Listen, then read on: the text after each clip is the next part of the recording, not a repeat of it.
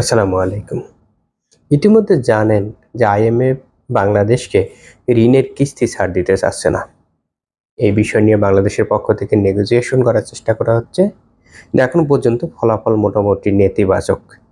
IMF ঋণের কিস্তি ছাড় দিতে চাচ্ছে না, তারা বেশ কিছু প্রশ্ন করেছে। এর কি কারণ ছিল এগুলো নিয়ে এর আগে বেশ কিছু আলোচনা হয়েছে। কিন্তু ডেইলি স্টার বলতেছে ঋণ ছাড় না দেওয়ার মূল কারণ হচ্ছে ফ্যামিলি কার্ড।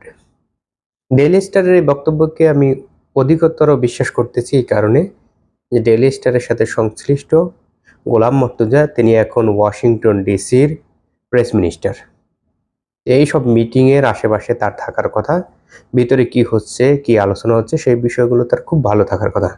এবং তিনি ডেইলি স্টার বাংলার সম্পাদক ছিলেন, তাই ডেইলি স্টারের সাথে এখনও তার ভালো সম্পর্ক থাকবে, এটাই স্বাভাবিক। তাই ডেইলি স্টার যে কথাগুলো লিখছে সেই কথাগুলোকে এই বিষয়ে অন্তত আমি বেশ বিশ্বাসযোগ্য মনে করতেছি।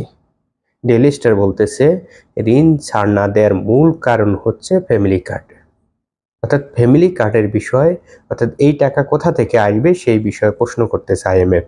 যেহেতু এই প্রশ্ন করার পরে ঋণ দিচ্ছে না, তার মানে হচ্ছে এই প্রশ্নের সঠিক উত্তর বাংলাদেশের অর্থ মন্ত্রণালয় থেকে অর্থমন্ত্রী দিতে পারেননি। এই ফ্যামিলি কার্ডের অর্থ কোথা থেকে আসবে সেই প্রশ্নের উত্তর তারা দিতে পারতেছেন না। খুব স্বাভাবিক। এর আগেও হিসাব করে দেখিয়েছি, যে পরিমাণ অর্থ ফ্যামিলি কার্ডের জন্য দরকার হবে সেই পরিমাণ অর্থ বাংলাদেশ সরকার বহন করতে পারবে না। সেই পরিমাণ অর্থ বাংলাদেশ সরকারের কাছে নেই। তারেক রহমান বলেছেন টোটাল 4 কোটি ফ্যামিলি কার্ড দেবেন। আগামী বছরের জন্য বলেছেন 40 লাখ ফ্যামিলি কার্ড বরাদ্দ থাকবে। অর্থাৎ আগামী বছর তিনি 40 লাখ ফ্যামিলি কার্ড দেবেন।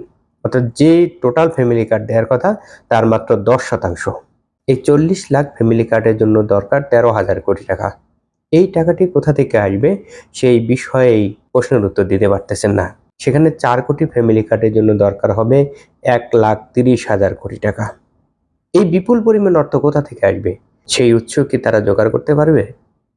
আমার ধারণা পারবে না। তারপরে দেখা যাক তারা কি করে। কিন্তু এই মুহূর্তে আলোচনার বিষয় হলো আইএমএফ যে ঋণ দিচ্ছে না সেটার মূল কারণ হচ্ছে ফ্যামিলি কার্ডের অর্থ তারা কোথা থেকে জোগাড় করবে সেই বিষয়ে তারা প্রশ্ন উত্তর দিতে পারতেছেন না।